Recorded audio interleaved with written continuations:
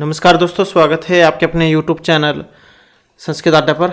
दोस्तों आज की जो वीडियो इसमें करने वाले हैं आपका हरियाणा में जो टीचर एलिजिबिलिटी जो टेस्ट होगा आगे टीएचटी पीएचटी वाला, तो आपके एग्ज़ाम के लिए महत्वपूर्ण क्वेश्चन जो है कादम्बरी से आज की वीडियो में हम यहाँ पर करने वाले हैं।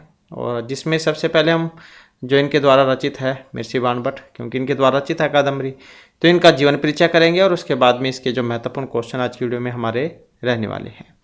कल वाली वीडियो भी महत्वपूर्ण थी, अगर आपने नहीं देखी है तो उसे भी देख लीजिएगा और इस वीडियो के अंत में आपको मिल जाएगी। तो जल्दी से अपने जो क्वेश्चन हैं वे देख लेते हैं। सबसे पहले हमारा मिर्ची बाणभट्ट जो इनका जीवन परिचय आ जाता है, क्योंकि यहाँ से भी एग्जाम में जो क्वेश्चन है वो पूछे जाते हैं। तो महाकवि जो बाणभट्ट है संस्कृत गद्य साहित्य परंपरा के सर्वश्रेष्ठ कवि माने गए हैं। बाणभट्ट संस्कृत साहित्य के ऐसे विशिष्ट कवि हैं जिन्होंने अपने जीवन के विषय में स्वयं ही पर्याप्त जानकारी दी थी। बाण के दोनों प्रसिद्ध गद्य रचनाओं हर्षचरित, प्रथम तीन उच्छ्वास और कादम्बरी प्रारंभिक प्रस्तावना श्लोकों में उनका जीवन परिचय दिखाया गया है। इनके आधार पर ही बाणभट्ट को जो जीवन चरित्र है इसके बारे में वर्णन किया गया है। तो यहाँ पर इनकी वंश परंपरा की अगर हम बात करें तो महाकवि जो बाणभट्ट है इनका जन्म वात्स्यायन वंश के कर्मकांडी ब्राह्मण परिवार में हुआ था। इनके जो प्रापितामह हैं ये थे कुबेर प्रकांड पंडित थे। एक होता है पितामह, एक प्रापितामह, मतलब पितामह तो पिता के पिता और उनके पिता के पिता परदादा कह लो आप, पर पितामह ये थे कुबेर प्रकांड पंडित थे। 4 पुत्र थे कुबेर के, जिनमें पाशुपत नाम सबसे छोटे पुत्र से अर्थापत्ति नामक पुत्र हुआ था। अर्थापत्ति के आगे 11 पुत्र थे, जिनमें 8वें पुत्र चित्तरभानु से मिर्ची बाणभट्ट का जन्म हुआ था। तो इस प्रकार से चित्तरभानु जो इनके पिता का नाम हो गया। माता बाणभट्ट की जो माता है इनका नाम क्या था? राजदेवी। और पुत्र का नाम क्या था? भूषण भट्ट या पुलिंद भट्ट भी इनको कह देते हैं। कुछ विद्वान उक्त दोनों नामों को अलग अलग मानकर बाणभट्ट के 2 पुत्र मानते हैं, क्योंकि प्रमाणिक जानकारी नहीं मिलती है। तो कहीं पर ये भूषण भट्ट नाम होगा, कहीं पर पुलिंद भट्ट होगा। एक व्यक्ति के 2 नाम भी हो जाते हैं, जैसे कई बार लिए जाते हैं, तो हो सकता है ऐसे हो। तो गुरु के बारे में भी कई बार देखने को मिला है। तो महाकवि बाणभट्ट के जो गुरु हैं इनका नाम था वत्सु, और उन्होंने कादम्बरी की प्रस्तावना श्लोकों में अपने गुरु वंदना में इनका नाम भी बतलाया था, नमामि ही वत्स चरणम्बुज द्वयम्, ये वाला। तो देख सकते हैं यहाँ पर जो इनका मतलब प्रणाम किया था इन्होंने अपने गुरु को। निवास स्थान की बात करें तो बाणभट्ट के निवास स्थान के विषय में भी हर्षचरित में वर्णन मिलता है। वे सोन नद के तट पर प्रतिकूट नामक नगर में रहते थे, और ये सोन नदी विंध्या पर्वत के दंडकारण्य में स्थित था। चारों ओर प्रकृति की अद्भुत सुषमा थी। मित्र मंडली की बात करें तो बाणभट्ट ने हरिचरित इनके द्वारा रचित है राजा हर्षवर्धन के ऊपर, जो कि थानेश्वर के शासक थे प्राचीन समय में, जो वर्तमान कुरुक्षेत्र में है। इनके दरबारी कवि थे मिर्ची बाणभट्ट, तो इनके जीवन चरित्र के ऊपर इन्होंने लिखा था ये। तो इसमें अपने अनेक सूर्य और सहायकों का नाम उल्लेख किया था, जो आयु और स्वभाव में उसी के समान थे। यथा बाण के चंद्रसेन और मातृसेन दूसरी सुदर माता से उत्पन्न भाई थे। भाषा कवि ईशान परम मित्र थे। रुद्र और नारायण ये भी परम स्नेही थे। इसी प्रकार बाण के अन्य भी सैकड़ों साथी थे। जीवन यात्रा की अगर हम बात करें तो बाल्यकाल में ही बाणभट्ट की माता राजदेवी दिवंगत हो गई थी। पिता चित्तरभानु ने मातृ स्नेह के साथ उनका पालन पोषण किया था। उसके उपनयन आदि संस्कार भी यथा समय कराए थे। तो पहले होते थे सारे 16 संस्कार, हमने पहले भी पढ़े हैं। तो जब 14 वर्ष का हुआ तो उनके पिता का भी स्वर्गवास हो गया। तो पितृशोक से संतक बाण ने कुछ समय घर पर ही व्यतीत किया। कुछ दिन के बाद वह देश देशांतर घूमने की इच्छा से घर से निकल पड़े। अपने भ्रमण काल में उसने अनेक राजकुल, शिक्षा संस्थान, विद्वत गोष्ठी आदि में रहते समय व्यतीत किया। देश देशांतर घूमकर वह अपने नगर प्रतिकोट लौट आए तथा वहीं पर बंधु बांधवों के साथ फिर रहने लगे। इसी बीच बाणभट्ट को स्थानेश्वर के राजा श्रीहर्ष के भाई श्री कृष्ण ने राजभवन में बुलाया। पहले स्थानेश्वर का, अब थानेश्वर है, पहले तो स्थानेश्वरी कहा जाता था इनको।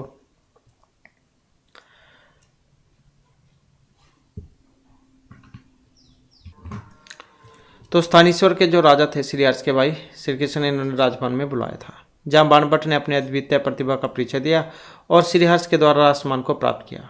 बाणभट्ट ने श्रीहर्ष के जीवन चरित्र के आधार बनाकर हर्षचरित नामक जो काव्य इनकी रचना की थी। समय की बात करें तो महाकवि बाणभट्ट के समय के विषय में विद्वानों में कोई मतभेद नहीं है। बाणभट्ट हर्षवर्धन के सभा कवि थे, जिसका राज्यकाल 606 से 645 ईस्वी तक माना जाता है। तो इसीलिए बाणभट्ट का जो समय है ये इतना माना जाता है, क्योंकि इनके टाइम के हुए हैं, इनके आसपास के, तो इसी को इनका समय माना जाता है। क्योंकि जो कंप्लीट जो डेट है, पक्की डेट तो नहीं मिलती है, तो लगभग में ही जो यहाँ पर समय जो इनको माना गया था। रचनाओं की बात करें तो महर्षि बाणभट्ट की मुख्यतः 2 रचनाएं हैं, वैसे तो 5 थी इनकी, तो हर्षचरित और कादम्बरी। इसके अतिरिक्त कुछ विद्वान चंडी शतक, मुक्ताड़ितकम, पार्वती परिणय ये भी इनके द्वारा ही मानते हैं। तो ऐसे जो है 5 हो जाती हैं, एग्जाम में जो है ये पूछा जाता है। तो मान के चलो कि ये भी इन्हीं की थी, हर्षचरित, कादम्बरी, चंडी शतक, मुक्ताड़ितकम और पार्वती परिणय। तो जैसे हर्षचरित है, क्या था इसमें? हर्षचरित महर्षि बाणभट्ट की सर्वप्रथम रचना है। इसमें ऐतिहासिक राजा हर्षवर्धन के जीवन चरित्र का वर्णन है और यह ग्रंथ आख्यायिका की श्रेणी में आता है। संपूर्ण कथानक को कवि ने 8 उच्छ्वासों में उपनिबद्ध किया है। तो किसमें हर्षचरित? 8 उच्छ्वासों में। प्रथम उच्छ्वास का शुभारंभ 21 श्लोकों की प्रस्तावना से हुआ है। प्रथम श्लोक मंगल चरणात्मक है। तो किस प्रकार का है ये? मतलब इसमें नांदी जो है मंगलाचरणात्मक मानी गई है, जिसमें भगवान शिव की स्तुति की गई है। इसके बाद व्यास, भास, कालिदास आदि कवियों की प्रशंसा है। इसी के अंतर्गत कवि ने काव्यशैली का आदर्श भी प्रस्तुत किया था। तो प्रस्तावना के पश्चात प्रथम 3 उच्छ्वास में बाणभट्ट ने अपने वंश का वर्णन कर अपनी आत्मकथा प्रस्तुत की थी। चतुर्थ जो उच्छ्वास है, इसमें बाणभट्ट ने पुष्यभूति से उत्पन्न राजाओं का संकेत करते हुए राजा प्रभाकर वर्धन का वर्णन किया था। उनकी जो रानी है यशोमती, इनसे क्रमशः राज्यवर्धन, हर्ष एवं राजश्री का जन्म होता है। जिस प्रकार नगर में उत्सव मनाया जाता है, तो राजश्री की व्यवस्था को प्राप्त कर लेने पर उनका विवाह ग्रहवर्मा जो इनके साथ हुआ था। पंचम उच्छ्वास की बात करें तो इसमें राज्यवर्धन का हुणों पर आक्रमण करने के लिए जाना, हर्ष का शिकार में प्रवृत्त होना, प्रभाकर वर्धन का गंभीर रोगग्रस्त होना, हर्ष का वापिस लौटना, पिता को देखकर दुखी होना, प्रभाकर वर्धन की मृत्यु, रानी यशोमती का सती होना, इनका वर्णन है। फिर आ जाता है जो छठा उच्छ्वास है। इसमें राज्यवर्धन का हुणों पर विजय करके लौटना, पितृशोक में डूबना, हर्षवर्धन द्वारा उनको धैर्य धारण कराना, मालव नरेश द्वारा ग्रहवर्मा का वध एवं राजश्री को बंदी बनाना, राज्यवर्धन का मालव नरेश से प्रतिशोध लेने के लिए जाना और उसे परास्त करना, गौड़ नृपति द्वारा राज्यवर्धन की हत्या करना और हर्षवर्धन का गौड़ नृपति से बदला लेने के लिए तैयार होना, इनका वर्णन है। सप्तम उच्छ्वास की बात करें तो इसमें हर्ष की सेना का प्रयाण, राज्यवर्धन की मृत्यु से संतप्त बहन राजश्री का विंध्या बन जाना, हर्ष का राजश्री को ढूंढने के लिए जाना तथा हर्ष के आदेश पर भंडी का सेना लेकर गौड़ नृपति की ओर जाने का वर्णन है। आठवीं उच्छ्वास की बात करें तो इसमें हर्ष का विंध्याटवी में मिले भिक्षु के द्वारा राजश्री के विषय में जानकारी देना, अग्नि प्रवेश के लिए उदत्त राजश्री को हर्ष के द्वारा समझाना, वहां से कटक लौट कर आने का वर्णन है। तो यही हर्षचरित की कथा समाप्त हो जाती है। हर्षचरित गद्य काव्य में यद्यपि एक अति प्रसिद्ध ऐतिहासिक राजा की कथा वर्णित है, फिर भी यह ग्रंथ ऐतिहासिक दृष्टि से प्रमाणिक नहीं माना गया है। परंतु डॉक्टर के जैसे विद्वान मानते हैं कि बाणभट्ट ने निश्चित ही तत्कालीन संस्कृति को जानने का योगदान दिया था। तो वे कहते हैं कि इतिहास का जो उनकी देन है वह है सेना के, राजगिरियों के, विभिन्न धार्मिक संप्रदायों के और बौद्धों के साथ उनके संबंधों के और ब्राह्मणों के विषय तथा मित्रों के स्पष्ट चित्र। हर्षचरित महाकवि बाणभट्ट की प्रथम रचना है। इनका कथानक ऐतिहासिक होने से यह आख्यायिका ग्रंथ है। आख्यायिका उपलब्ध अर्थ। बाणभट्ट ने स्वयं भी प्रस्तावना श्लोक में इस आख्यायिका को कहा था। तो ये श्लोक है जिसके माध्यम से यहाँ पर बतलाया गया था। तथापि निरपतेर भक्त्या भीतः निर्वण अकुल है, क्रोम्य आख्यायिका उपधौ जिह उपलोन है चापलम। मतलब राजा हर्ष के प्रति अपने भक्ति से प्रेरित होकर आख्यायिका रूपी समुद्र को पार करने में आकुलता और भय का अनुभव करते हुए भी अपनी वीणा रूपी चप्पू द्वारा तैरने की सफलता कर रहा हूँ। तो इस प्रकार से जो इसमें यह बतलाया गया था। महाकवि शोडल ने कालिदास की रस माधुरी की महत्ता का प्रतिपादन करने के साथ ही बाण के हर्षचरित के मुक्त कंठ से प्रशंसा भी की थी। तो वो श्लोक के माध्यम से है। इसके बाद आ जाता है जो कादम्बरी है। कादम्बरी महाकवि बाणभट्ट की सर्वोत्कृष्ट रचना है। 2 भागों में विभक्त है, पूर्व और उत्तर में। बाणभट्ट ने केवल कादम्बरी के पूर्व भाग की रचना की थी। इसका उत्तर भाग बाण के जो पुत्र थे पुलिन भट्ट या भूषण भट्ट कह लो आप, उन्होंने इसको लिखा था। क्योंकि कादम्बरी के उत्तर भाग की प्रस्तावना के अनुसार बाणभट्ट कवि का अधूरा छोड़कर जब दिवंगत हो गए तो सहृदय जन बहुत दुखी हुए और उन्हें प्रसन्न करने के लिए ही बाणभट्ट पुत्र ने इसे पूरा किया था। तो बीच में मृत्यु हो जाती है, इस कारण से इसका जो मतलब बाद का जो भाग था वो इनके पुत्र फिर लिखते हैं। और ये श्लोक भी है यहाँ पर जिसमें बताया गया था, याते दिवम पितरी तद्वच स अर्थम विषेदम अपि भूवि, यह तो कथा प्रबंध है, दुखम सताम तद समाप्ति कृतम विलोक्य है, प्रारब्ध एव समय न कवितव दर्पात। तो बाणभट्ट ने कादम्बरी के प्रारंभ के 20 श्लोकों की प्रस्तावना रखी है, जिसमें उन्होंने परब्रह्मा, शिव, विष्णु आदि देवताओं का स्तुतिपरक मंगलाचरण, गुरु भत्सों की वंदना, दुर्जन निंदा तथा अपने वंश का वर्णन किया है। इसके बाद मुख्य कथा की भूमिका के रूप में कथामुख है, और कथामुख में शूद्रक नामक प्रतापी राजा की कहानी का प्रारंभ है, जिसकी विदिशा नाम की नगरी राजधानी है। तो उसके सभा मंडप में एक चंडाल कन्या एक वैशंपायन नामक सुख या उसको लेकर आती है, तोता जो है उसको लेकर आती है, जो शास्त्रों का ज्ञाता है, क्योंकि वो अलग अलग जन्म में अलग अलग व्यक्ति बना था। तो सुक राजा के समक्ष अपनी कथा सुनाता है, जिसमें वह विंध्याटवी में अपने जन्म से लेकर महर्षि जाबाली के आश्रम में पहुंचने तक की घटना का क्रम बताता है। आगे जाबाली ऋषि से सुक अपने पूर्व जन्म का वृतांत सुनता है। इसके पश्चात मुख्य कथा प्रारंभ होती है, जो जाबाली अपने आश्रम में ऋषियों को सुना रहे हैं। उज्जैनी नरेश राजा तारापीड़ का रानी विलासवती से चंद्रपीड़ नामक पुत्र हुआ। तो इनके माता पिता आप याद रखेगा। तो ये चंद्रपीड़ इसके नायक हैं कादम्बरी के, और विलासवती इनकी माता हो गई और तारापीड़ पिता हो गई। चंद्रपीड़ की गुरुकुल से शिक्षा अध्ययन करने के पश्चात नगर लौट आया। तारापीड़ ने उनके युवराज्याभिषेक की तैयारी की। इसी बीच चंद्रपीड़ मंत्री सुकनास के पास गया। तो मंत्री के बारे में भी पूछा जाता है। तो चंद्रपीड़ के मंत्री का नाम था सुकनास। सुकनास ने उन्हें जीवन उपयोगी उपदेश दिया था। युवराज्याभिषेक के पश्चात चंद्रपीड़ सुकनास पुत्र वैशंपायन के साथ दिग्विजय के लिए निकल पड़े। मार्ग में अछोद नामक सरोवर पर चंद्रपीड़ को माँ श्वेता नामक युवती मिलती है, जो अपने प्रेमी पुंडरीक के दिवंगत हो जाने पर तपस्वी बन गई थी। तो यहाँ पर नायक उपनायक आप याद रखेगा। चंद्रपीड़ को महाश्वेता नामक युवती मिलती है, जो अपने प्रेमी पुंडरीक के दिवंगत हो जाने पर तपस्वी बन गई थी। तो उसकी प्रिय सखी कादम्बरी ने भी कौमार्य व्रत धारण कर रखा है, परंतु चंद्रपीड़ से मिलते ही वह भी प्रेमासक्त हो जाती है। चंद्रपीड़ भी उस पर अनुरक्त हो जाती है। इसी बीच उज्जैनी से पिता तारापीड़ का संदेश आता है, और चंद्रपीड़ वैशंपायन को सेना लेकर लौटने के लिए कहकर उज्जैनी चला जाता है। वैशंपायन बहुत समय बीत जाने पर भी जब उज्जैनी नहीं लौटता, तो चंद्रपीड़ उसको ढूंढते हैं। अछोद सरोवर पहुँचते हैं। ये नाम आप याद रखिएगा, क्योंकि पूछे जाते हैं कि कादम्बरी में किन किन स्थानों का वर्णन हुआ था। तो वहाँ महाश्वेता उसे मिलती है, ये उपनायिका है। वैशंपायन मेरे प्रति अपना प्रेम दिखलाने लगे, जिससे मैंने उसे सुख हो जाने का श्राप दे दिया था। तो यह सुनकर चंद्रपीड़ का प्राणांत हो गया, और यह देख कादम्बरी भी प्राण त्यागने लगी। तभी आकाशवाणी हुई कि निकट भविष्य में महाश्वेता और कादम्बरी का अपने अपने प्रेम में से मिलन होगा। महर्षि जाबाली द्वारा कही गई कथा समाप्त हो जाती है।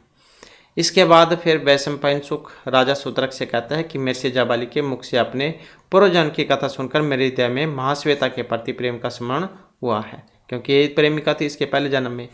तो मैं उसे मिलने के लिए आश्रम से जैसे ही उड़ा, इस चंडाल कन्या ने मुझे पकड़ लिया। तब चंडाल कन्या ने राजा शूद्रक से कहा कि आपने अपना और इसका पूर्व जन्म का वृतांत सुन लिया। आप दोनों का ही शाप मुक्ति का समय आ गया है।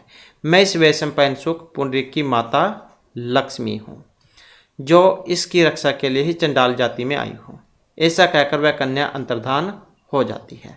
तदंतर शूद्रक ने अपने पूर्व रूप चंद्रपीड़ को प्राप्त कर लिया, और वैशंपायन सुख भी पुंडरीक के रूप में जो अपने आ जाते हैं, तथा दोनों क्रमशः कादम्बरी और महाश्वेता नामक अपनी अपनी प्रेम कौल से मिलकर सुखपूर्वक जीवन व्यतीत करने लग जाते हैं। जैसे आपने उसमें भी देखा होगा, फिल्म में, नाटकों में होता है, फिल्म में होता है, तो सेम ऐसे यहाँ पर हो गए।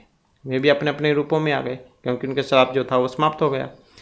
तो यह कादम्बरी ग्रंथ संस्कृत गद्य साहित्य की सर्वश्रेष्ठ रचना है। कादम्बरी उत्तर भाग के रचिता भूषण भट्ट द्वारा कही गई बात अक्षरशः सत्य है। कादम्बरी रस भरेण समस्ते मतन है किंचित अभी चेत्यते जन अयम। मतलब कादम्बरी कथा के रस में मत हुए सभी सहृदय जन। कादम्बरी का मतलब क्या है? मदिरा पान करने वालों के समान अचेतन हो गए हैं। इसकी जो स्टोरी है, जब इसको पढ़ते हैं तो इसी में ही खो जाते हैं, मतलब बहुत आनंद आता है पढ़ते हुए। तो ऐसे हो जाते हैं जैसे किसी ने शराब पी रखी हो, उसे पता नहीं रहता, तो ऐसे ही उसमें खो जाते हैं इनकी स्टोरी जब पढ़ते हैं। तो कादम्बरी की किसी समालोचक ने तो ये कह दिया था कि कादम्बरी के रस का पान करने वालों को तो भोजन भी अच्छा नहीं लगता है। तो ये लाइन भी एग्जाम में आती है, कादम्बरी रस ज्ञानाम आहारो पिनाय रोचते। चंडी शतक, इसमें सनग्धर छंद में है, 100 श्लोकों में दुर्गा जी की स्तुति की गई है, तो चंडी उनका नाम है। काव्य भक्ति भाव का सुंदर निदर्शन है। मुक्तारितकम की बात करें तो इस ग्रंथ का उल्लेख नल चंपू के टीकाकार गुण विनयगणी ने यद अहम मुक्तारितकम नाटके बाण है ये कहकर किया था। तो इसे हमें पता चलता है कि मैं कवि बाणभट्ट ने मुक्तारितकम नाटक भी लिखा था। तो जो ग्रंथ तो उपलब्ध नहीं है। इसके बाद है पार्वती परिणय। ये नाटक है जिसमें कालिदास के कुमार संभव का अनुसरण किया गया है। इसकी शुद्ध रचना शैली को देखकर विद्वानी से बाण की रचना नहीं मानते हैं। तो वो बात अलग है, नहीं मानते हो, लेकिन एग्जाम में जैन के बारे में पूछा जाता है कितनी रचनाएं हैं या फिर कौन कौन सी हैं, तो 5 के नाम आप याद रखिएगा। तो इसके बाद में फिर हमारे जो इनके द्वारा रचित है कादम्बरी, इसके जो क्वेश्चन हैं वे आ जाते हैं। तो इसके बाद में हमारे जो यहाँ पर क्वेश्चन जो आ जाते हैं, तो जिसमें हमारा पहला क्वेश्चन है मिर्सी बाणभट्टस्य पितु नाम आसीत। जैसे कि हमने पहले किया था क्वेश्चन, इनके जीवन परिचय में आ ही गया है। तो क्या था इनके पिता का नाम? वात्स्यायन, अर्थपति, कुबेर या चित्तरभानु। तो यहाँ पर जो इसमें हमारा सी आंसर जो है ये ऑप्शन डी है। तो कौन है? चित्तरभानु। तो बाणभट्ट के पिता का नाम चित्तरभानु। वंश वृक्ष, वत्स मतलब वात्स्यायन वंश से थे। कुबेर, पाशुपति, अर्थपति, इनके आगे फिर 11 पुत्र हुए थे। चित्तरभानु के आगे फिर बाणभट्ट हुए, बाणभट्ट के आगे भूषण भट्ट हुआ। पुलिंद भट्ट कह लो या भूषण भट्ट। तो मतलब कुबेर, पाशुपत, अर्थपति, चित्तरभानु, बाणभट्ट, भूषण भट्ट। तो ऐसे इनके ये वंशावली है। वात्स्यायन वंश से थे। माता राजदेवी हो गई इनकी, और बहन मालती। चित्रसेन और मित्रसेन ये 2 भाई थे। बरसु के शिष्य थे। 5 रचनाएं पढ़ा हमने। ये कादम्बरी, हरिश्चरितम, चंडी शतक, मुक्तारितकम, पार्वती परिणय। तो इसमें कादम्बरी कथा है, हरिश्चरित आख्यायिका पढ़ा हमने, चंडी शतक ये मुक्ता काव्य है, मुक्तारितकम नाटक है, और पार्वती परिणय ये भी नाटक है। इसके बाद आ जाता है नेक्स्ट हमारा, सबर सेनापति नाम की मासीत। माधव्य, मल्यवान, मंददाता, मानधाता या मातंग। तो सबर जो सेनापति है इनका नाम क्या था? तो यही बतलाना है इसमें। तो क्या नाम था इनका? मातंग था, जो कि यहाँ पर ऑप्शन डी में है। मानो वे यमराज के अंश अवतार थे और मानो पाप के सहोदर भाई थे। नेक्स्ट है हमारा क्वेश्चन, कादम्बरी कथा मुखमिति ग्रंथस्य मंगलाचरणम अस्ति। तो मंगलाचरण इसमें कौन सा है? तो कौन सा था इसमें मंगलाचरण? तो यही था जो कि ऑप्शन बी में है, रजोजु से जन्मनि सत्वृत्ते स्थितो, ये वाला।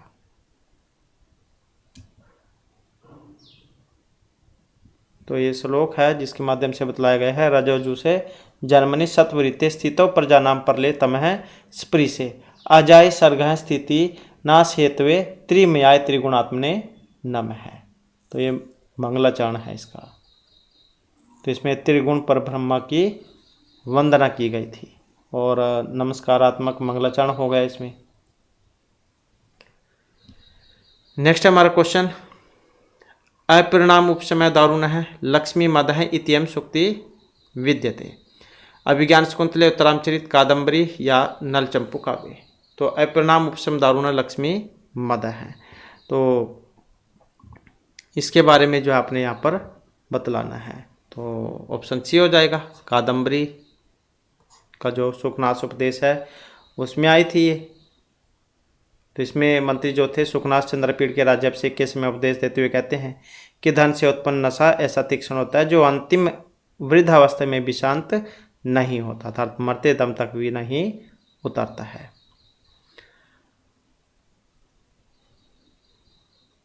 अपरिणाम उपसमय है, मतलब प्रत्येक नशे का कुछ निश्चित समय होता है और अंतिम समय तक वह उतर जाता है, किंतु लक्ष्मी का जो नशा है वो मरते समय तक भी नहीं उतरता है। इसके बाद लब्धापि दुखेन संरक्षते, विद्या शक्ति स्मृति या लक्ष्मी। तो लब्धापि दुखेन परिपाल्यते, किनके बारे में बात हुई थी कि प्राप्त होने पर भी दुख से उसकी रक्षा की जाती है। तो किसके बारे में हुई थी बात यहाँ पर? लक्ष्मी के बारे में। धन दौलत जो होती है पहली तो बात किसी को मिलती नहीं, अगर मिलती भी है तो बहुत मुश्किल से उसकी पालना की जाती है, क्योंकि बहुत सारे डर लगे रहते हैं, कभी कोई उसको उठा ना ले, चुरा ना ले, तो बहुत सारे डर लगे रहते हैं। तो लक्ष्मी के बारे में थी। संसार में ऐसी कोई वस्तु अपरिचित नहीं जिससे कि यह लक्ष्मी परिचित ना हो। लक्ष्मी सभी को जानती है, सभी के पास है, चाहे चोर है वो अमीर है, सभी के पास। सुखनासेन का उपदिष्ट है, तारापीठ, जाबाली, चंद्रपीठ है या पुंडरिक है। तो सुखनासेन का उपदिष्ट है, तो किन को दिया था उपदेश? चंद्रपीठ को दिया था, मंत्री सुखनास ने राजकुमार चंद्रपीठ को उपदेश दिया था कि हे वत्स चंद्रपीठ, यद्यपि समस्त जानने योग्य बातों को जानने वाले, सभी शास्त्र विद्याओं को मनन कर लेने वाले तुम्हारे सदृश व्यक्ति को उपदेश की कोई आवश्यकता नहीं है। फिर भी यौवन का जो गहन अंधकार है, लक्ष्मी का मद, ऐश्वर्य का तिमिर, अंध रोग, राज्य सुख रूपी सन्निपात, निद्रा आदि मनुष्य को घोर संकट में डालकर नष्ट कर देने में समर्थ है। महाकवि बाणभट्ट कृत कादंबरी अंतर्गत ग्रंथ वासुदत्ता सुखनासोपदेश, ऋग्वेद भाष्य भूमिका या वेदांतसार, तो कौन सा है? तो इसमें अगर हम देखते हैं तो ऑप्शन है हमारा बी वाला। तो कौन सा है? सुखनास उपदेश। सुखनास उपदेशस्य वचनम अत्तर, तृष्णा विष मूर्छिता, कनक में इव सर्वम पश्यन्ति, हस्ते लीला कमलम मल के बाल कुंद अन्वितम, बोधारा मत्सरग्रस्ता प्रभव समय दूषिता, हितम मनोहारी च दुर्लभम वच है। तो कौन से थे यहाँ पर? सुखनास उपदेश से वचनम अत्तर, तो ये जो ऑप्शन ए में है, तृष्णा विष मूर्छिता कनकम इव सर्वम पश्यन्ति। तृष्णा अर्थात प्यास या विषय के प्रति लालसा रूपी विष से मोहित हुए राजा लोग प्रत्येक वस्तु को स्वर्ण निर्मित से देखने लगते हैं।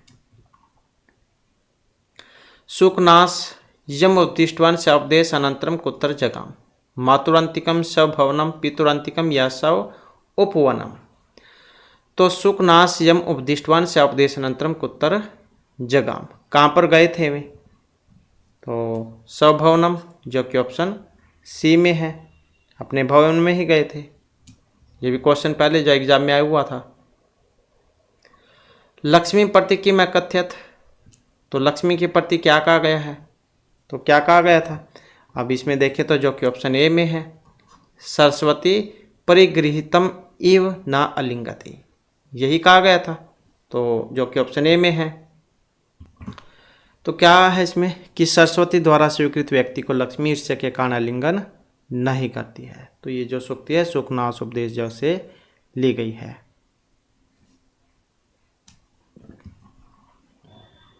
इसके बाद है विगृहति अपि अप्रत्यक्ष दर्शना का, तृष्णा इंद्रिय राग है लक्ष्मी या लोलुपता।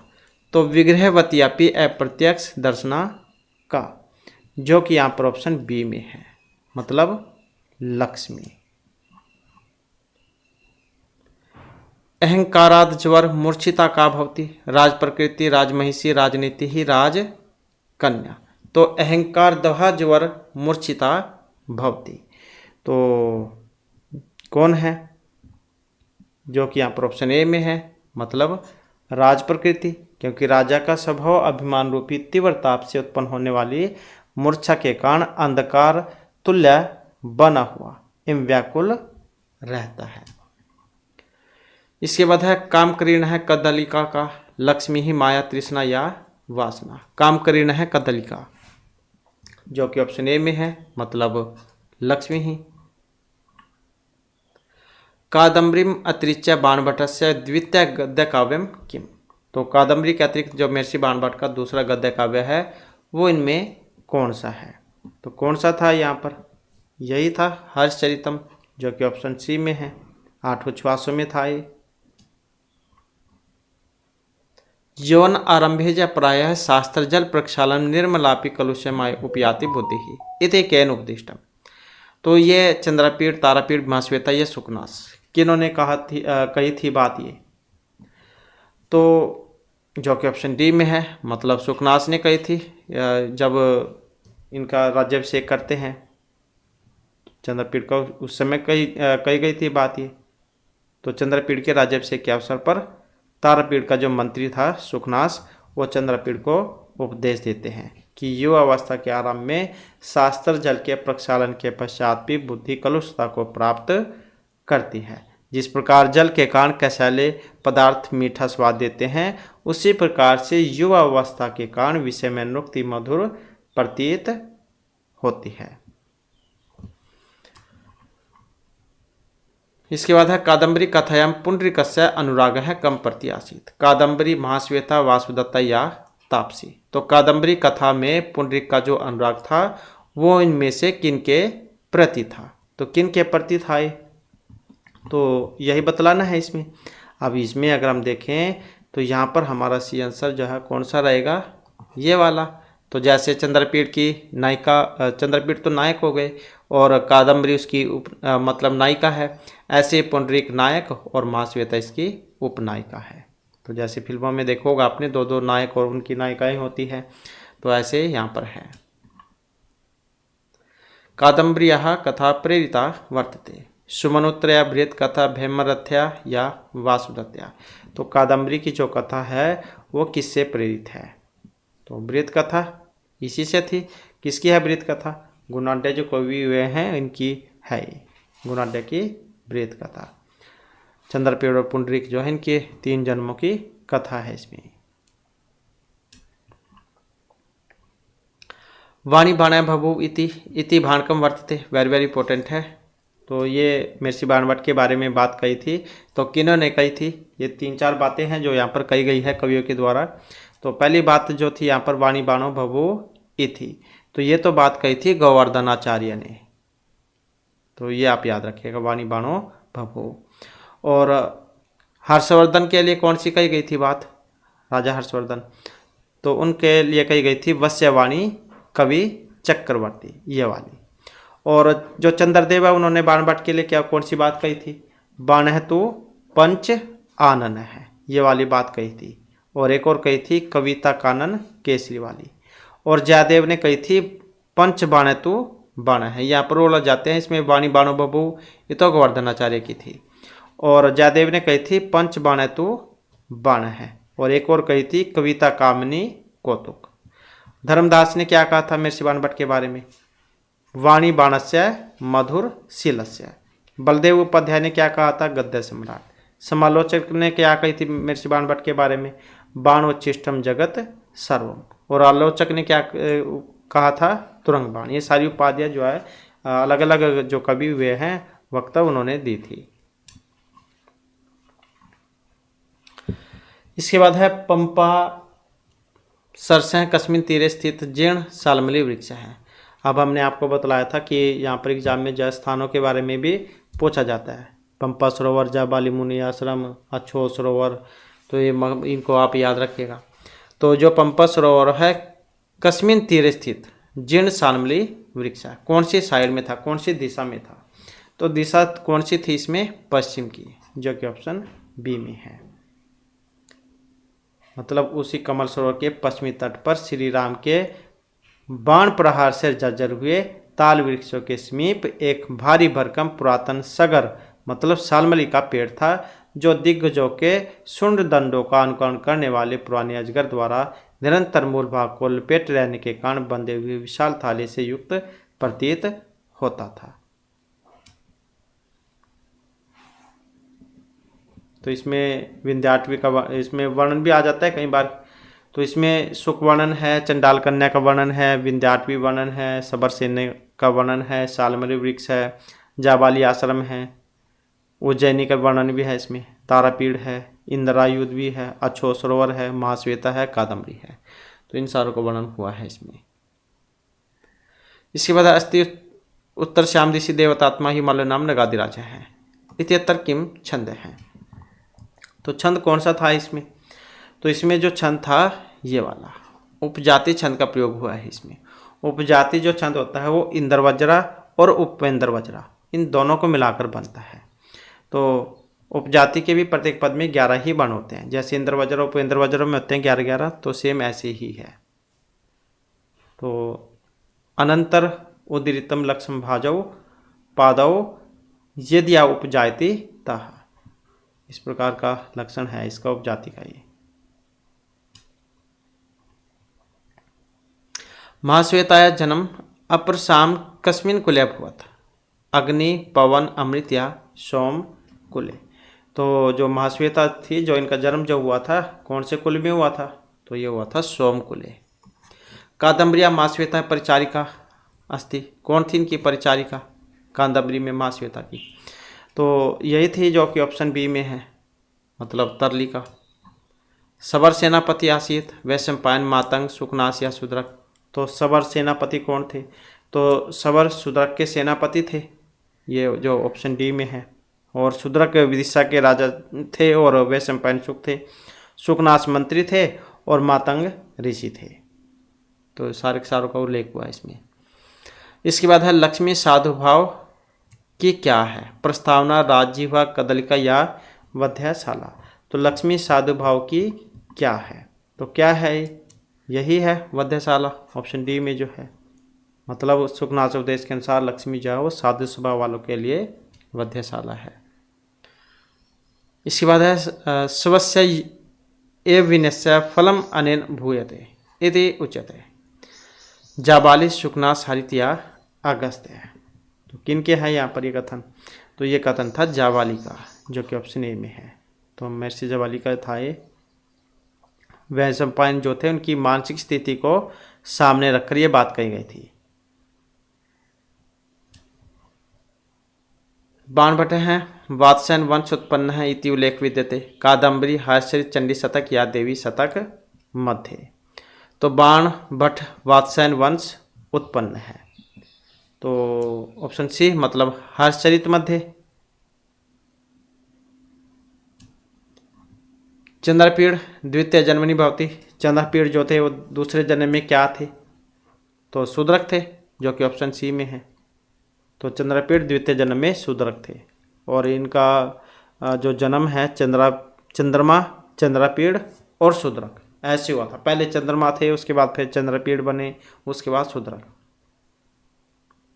और ये चंद्रमा कादम्बरी का पात्र है, जो उज्जैनी के राजा तारापीड़ का पुत्र था। माता का नाम था विलासवती, जैसे कि हमने जीवन परिचय में भी पढ़ा था। इसके बाद है पंचानन इति विशेषणम कवि अस्ति। अब पंचानन किन के लिए आया था, हमने आपको इनके बारे में बताई थी कि अलग अलग कवियों ने इनके बारे में अलग अलग बातें कही हैं।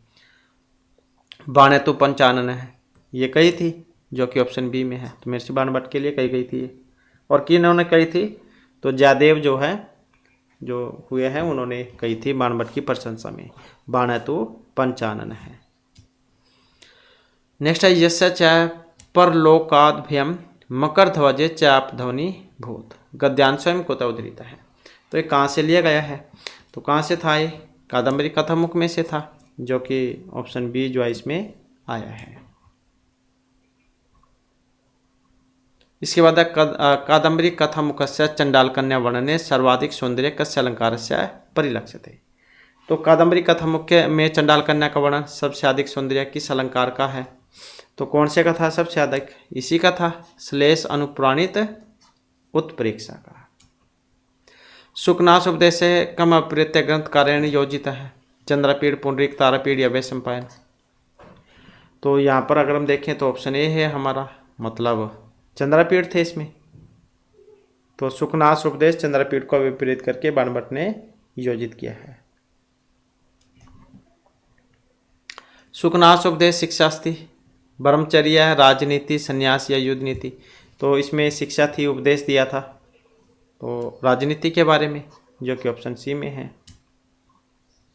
इसके बाद सुकनास उपदेश कस्मिन काव्यास्ति मुद्रा ही तपदेश कादम्बरी या 10 कुमार चरित, ये इसी का भाग है कादम्बरी का ही, तो जो कि ऑप्शन बी में है। उपदेशात्मक काव्य है ये। यौवन आरंभे च प्राय शास्त्र जल प्रक्षालन निर्मलापि कलुषिमुपयाति बुद्धि। तो इत्यादि उक्तिम का कथ्य थी। तो किन्होंने कही थी यहाँ पर बात ये? तो किन्होंने कही थी? सुखनास ने कही थी, जो कि ऑप्शन बी में है यहाँ पर। तारापीड़स्य पुत्र आसीत। तारापीड़ के पुत्र कौन थे? तो कौन थे तारापीड़ के पुत्र? तो यही थे चंद्रापीड़। माता विलासवती पढ़ा था हमने इनके बारे में अभी।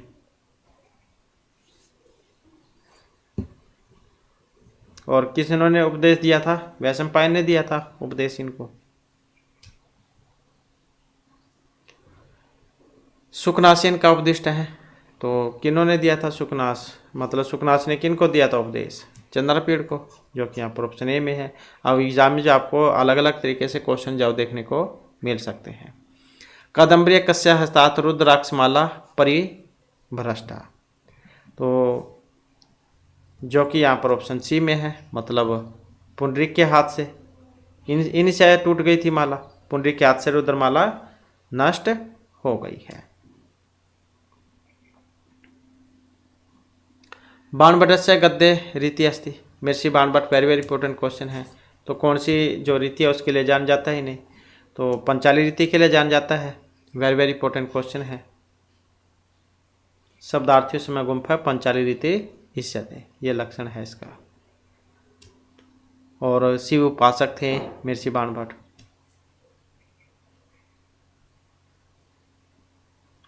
बाणभट्टस्य कृति हर्षचरितम अस्ति। तो हर्षचरित किस में है? आख्यायिका है, जो कि ऑप्शन बी में है। 8 उच्छ्वासों में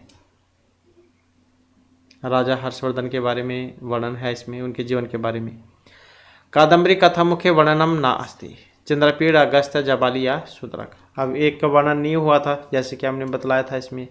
तो कथामुख में वर्णन नहीं है। कौन से का वर्णन नहीं है? इस वाले का।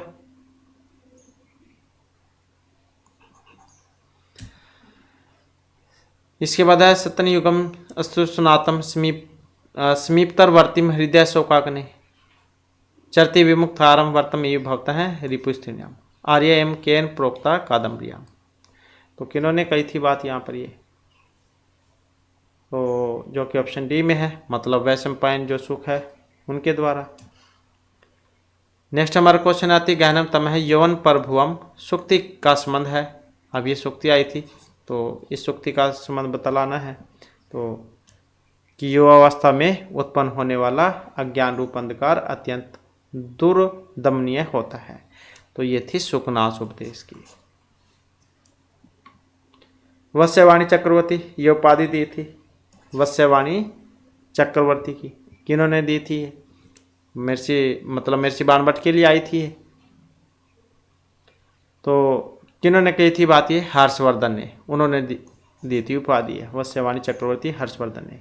बाणतु पंचानन है, श्री चंद्रदेव ने कही थी। पंच बाणतु बाण है, जयदेव ने कही थी। गद्य कवि नाम निक्षम वदंती, आलोचकों ने कही थी। गद्य सम्राट की बलदेव उपाध्याय ने दी थी उपाधि। बाण कवि नाम इह चक्रवर्ती, सोडल कवि जो हुए उन्होंने दी थी उपाधि। और वाणी बाण बहू गोवर्धन आचार्य। शास्त्र जल के प्रक्षालन से निर्मल बुद्धि भी कालुष्य को प्राप्त हो जाती है। तो यौवन के आरंभ में शैशव वृद्धि या विद्यारंभ में। तो यौवन आरंभ में शास्त्र जल के प्रक्षालन से निर्मल बुद्धि भी कलुषता को प्राप्त हो जाती है। तो ऑप्शन सी, मतलब यौवन आरंभ में, ये है यौवन आरंभ है। इसके बाद है बाण तो पंचानन है, ये सुक्ति कही थी। तो किन्होंने कही थी सुक्ति ये? अब जो कि यहाँ पर ऑप्शन ए में है, मतलब चंद्रदेव। राज्य विष विकार तंद्रपदा प्रदा राजलक्ष्मी, ये सुक्ति है। तो कहाँ से ली गई है सुक्ति ये? तो ये सुक्ति थी सुखनास उपदेश में से। नेक्स्ट हमारा क्वेश्चन निग्रह माणा बट वह पदे पदे युजुषी समानी च यश संकिता है, किस कवि की कृति को अभिव्यक्त करती है? तो महर्षि बाणभट्ट, भर्तृहरि, भारवी या भवभूति है। तो किन के बारे में है ये? तो ये थी महर्षि बाणभट्ट के बारे में। अगला क्वेश्चन है अप्रणाम उपशम दारुण लक्ष्मी मद है सुखनाश उपदेश है, ये कथन था। अब किन का था यहाँ पर कथन? ये तो ये कथन था सुखनाश का कि लक्ष्मी रूपी अत्यंत कठोर तथा कभी न शांत होने वाला है। ऐसी होता है लक्ष्मी का मोह, उसी से लगा लो। अगर किसी के कोई गांव में सरपंच भी बन जाता है तो अपना पद नहीं छोड़ता, 5 साल के बाद दोबारा से चाहता है कि उसको दोबारा से सरपंच बना दे, या उस ऊपर पद में लगा लो कोई मंत्री है, उसी को लगा लो। नेक्स्ट है अमृत सहोदरापि कटु विपाका विग्रहति अपि अप्रत्यक्ष दर्शना पुरुषोत्तम अमरतापि खलजन प्रिया। तो इसमें अलंकार था। अब कौन से अलंकार का प्रयोग हुआ था इसमें? तो इसमें आया था विरोधाभास। नेक्स्ट है लक्ष्मी के द्वारा कालकोट को ग्रहण किया गया। चंचलता, रागता, मौन शक्ति या वक्रता। तो लक्ष्मी के द्वारा कालकोट क्या ग्रहण किया गया? तो मोहन शक्ति, ये वाला, मतलब मूर्छित करने की शक्ति, वशीकरण करने की। कादम्बरी नायिका है, स्वकीय, माननी, परकिया या कोई सा भी नहीं। तो कौन सी है? कादम्बरी है, स्वकीय भी है और परकिया भी है। तो इस प्रकार से तो देखें दोनों ही ठीक है यहाँ पर, स्वकीय परकिया।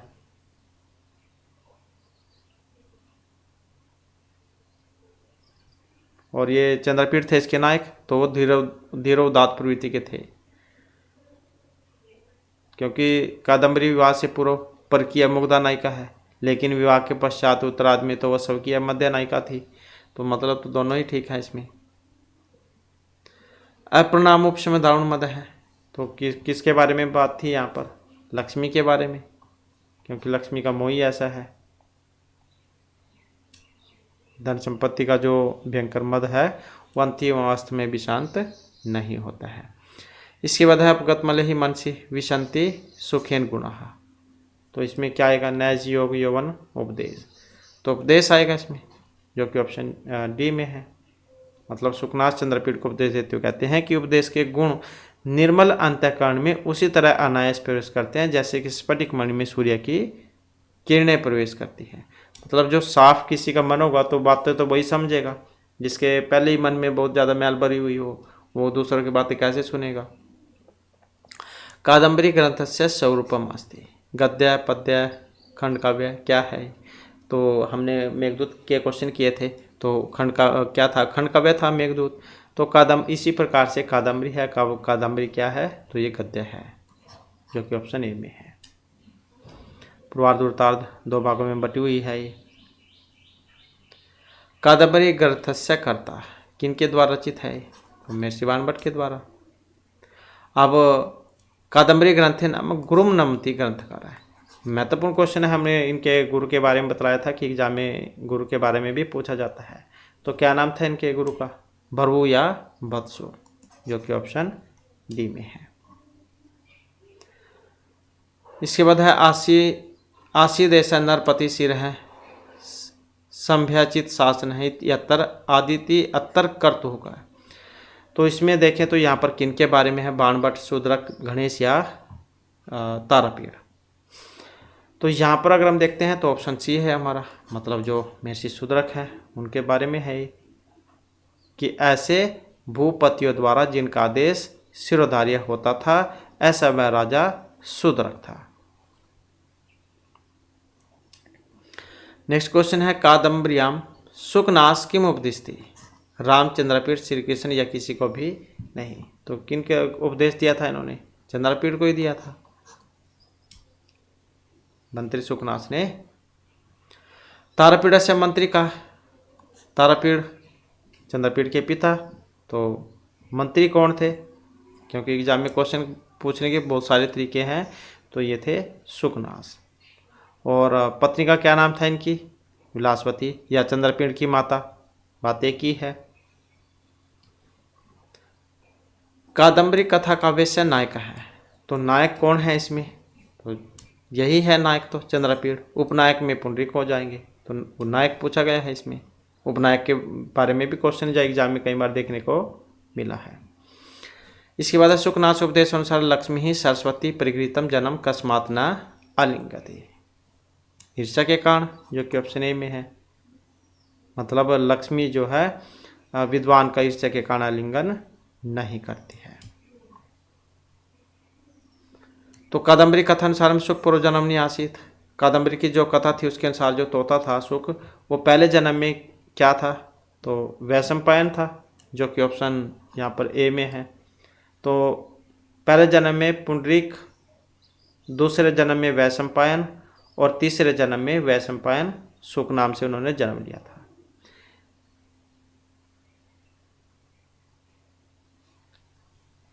इसी प्रकार से ये चंद्रपीड़ है। सबसे पहले चंद्रमा थे, फिर चंद्रपीड़ बने और उसके बाद शूद्रक।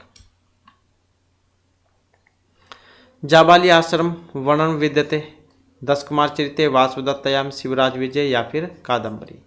तो जाबाली आश्रम कहाँ पर हुआ था वर्णन? कादम्बरी में ही आया है जाबाली आश्रम, अछोत सरोवर, पंपा सरोवर, इन सारों का। नेक्स्ट है वेत्रवती नदी किस नगरी में स्थित थी? अलकव, जैनी, विदिशा या अवंती में। तो कहाँ पर थी वेत्रवती नदी? विदिशा में थी। तो उसमें भी आया था क्वेश्चन ये, मेघदूत में भी। तो विदिशा है वेत्रवती नदी, किस नगरी में है? विदिशा में। पूर्व मेघ में भी हुआ था इसके बारे में वर्णन। इसके बाद सतन युगम असुर सनातम इत्यादि कादम्बरी कथा मुखस्य श्लोक वक्तास्ते। किनके द्वारा कहा गया था ये? तो ये कहा गया था वैशंपायन सुख के द्वारा।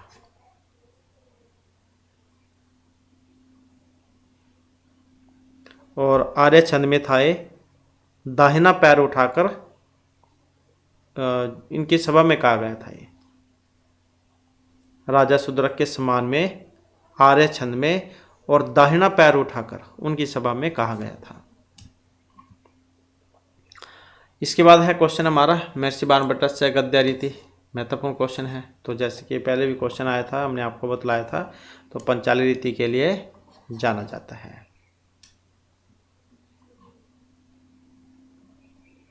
इसके बाद सुखनाश ने उपदेश दिया था। अब सुखनाश जो थे, इन्होंने किन उपदेश दिया था? ये क्वेश्चन जो आपको इस वीडियो में ही याद भी हो जाएंगे। तो चंद्रपीड़ जो इनको दिया था। इसके बाद है अकाल कुसुम परसवायु मनोहर आकृति अपि लोक विनाश हेतु हैं, शमशान गण्य है इव अति रौद्र भूति है, तेमेरिका इव दूरदर्शिन उपसृष्टा इव क्षुद्र अतिष्ठित भवन असूर्यमाणा अपि प्रेतप्रतः इव उद्वेजयंती। गद्यांश था ये। तो कहाँ से लिए, कहाँ पर आया है ये? इसमें था कादम्बरी में। तो एग्जाम में कई बार आ जाता है, तो इसको आप याद रखिएगा। इसके बाद है निम्नलिखित अवतरण में विशेषण है। अतिशुद्ध स्वभाव कृष्ण चरितम करम हस्तितम सकल भुवनतलम राजानम अद्राक्षित। तो किन के बारे में वर्णन हुआ था ये? तो ये था जो शूद्रक हैं इनके बारे में। बाणभट्ट का समय तो कितना है महर्षि बाणभट्ट का समय? तो इनका समय माना गया है 7वीं शताब्दी का, 7वीं शताब्दी जो इसका पूर्वार्ध।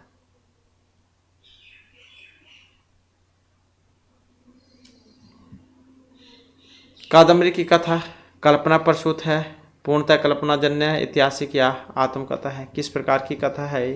तो ये है कल्पना आधारित, कल्पना प्रसूत। कादम्बरी में कितने जन्मों की कथा का वर्णन था? तो कादम्बरी में 3 जन्मों की कथा का वर्णन हुआ है।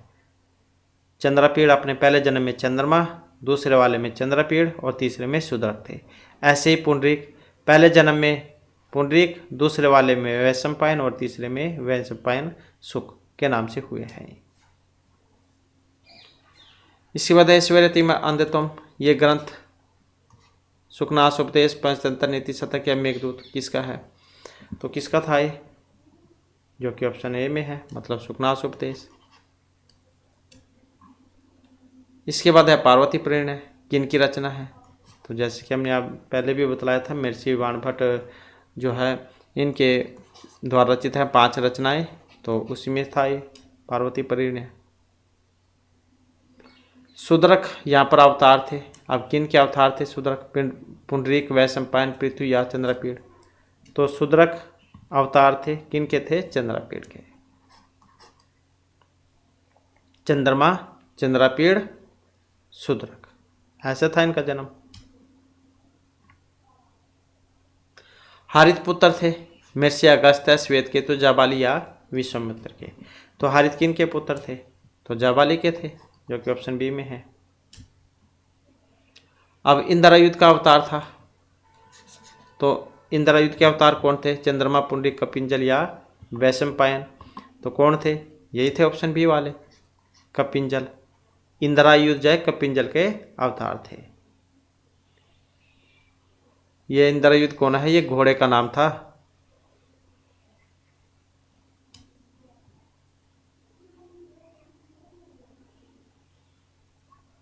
अति घनम तमः यौन प्रभुम सूक्ति किस ग्रंथ से ली गई है? तो कहाँ से ली गई है? कादम्बरी में से। त्रिभुवन परशव भूमि इव विस्तीर्ण, ये विशेषता किन के लिए प्रयुक्त हुई थी? तो किन के लिए थी ये? जो कि ऑप्शन ए में है, मतलब जो विदिशा नगरी है उनके लिए। नेक्स्ट है मुख्यतः कादम्बरी की शैली है, तो कौन सी शैली है? या फिर महर्षि बाणभट्ट से लगा लो आप, क्योंकि उनके द्वारा तो रचित है। तो पंचाली हो जाएगी फिर इसमें भी, जो कि ऑप्शन सी में है। इसके बाद है सुखनाथ उपदेश की विषय वस्तु में निम्न में से कौन सम्मिलित नहीं है? अब इसमें एक बात नहीं थी, कौन से वाली? यही उत्तराधिकार के प्रति लापरवाही, ये वाली। इसके बाद है पुरुषोत्तम अमरता भी खल जनप्रिय, उक्ति किन के लिए है? तो किन के लिए थी उक्ति ये? तो ये थी लक्ष्मी के लिए।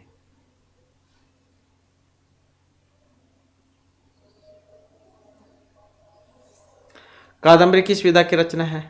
तो किस प्रकार की रचना है? तो कथा है, जैसे कि पहले क्वेश्चन आया था, हमने पढ़ा था। तो इस प्रकार से जो हमारे आज क्लास में महत्वपूर्ण क्वेश्चन थे, नेक्स्ट वीडियो इसमें आपके लिए नए जो महत्वपूर्ण क्वेश्चन हम लेकर आएंगे। और हमारे साथ अंत बनाने के लिए धन्यवाद।